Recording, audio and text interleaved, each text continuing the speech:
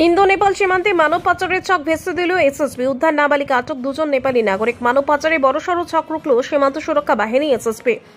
মঙ্গলবার খড়িবাড়ির পানি ট্যাঙ্কের সংলগ্ন ইন্দো নেপাল সীমান্তে এসএসবি তৎপরতা উদ্ধার করা হলো এক নাবালিকাকে। ওই নাবালিকাকে পাচারের অভিযোগে দুজন ব্যক্তিকে আটক করে পুলিশের হাতে তুলে দেয় এসএসবি। সূত্রের খবর, সীমান্ত চেকপোস্টে যাত্রীদের ভিড়ের ফাঁকে এক নাবালিকাকে পার করানোর চেষ্টা করছিল দুজন পাচারকারী। সন্দেহ হতেই ঘোরাঘুরি করতে দেখা যায়। এসএসবি সদস্যরা তাদেরকে আটক করে। জিজ্ঞাসাবাদে বেরিয়ে আসে চঞ্চলকর তথ্য।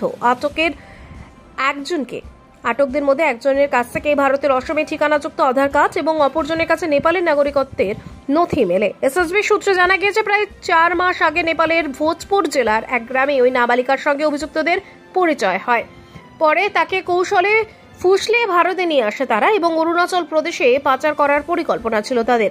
ধৃত দুই ব্যক্তি শঙ্কর রায় 27 বছর বয়স এবং কাঞ্চি রায় 61 বছর বয়স, দুজনই নেপালের ভোজপুর জেলার বাসিন্দা। তাদের বিরুদ্ধে অপহরণ ও পাচার চক্রে যুক্ত থাকার অভিযোগে মামলা রুজু করেছে খড়িবাড়ি থানার পুলিশ।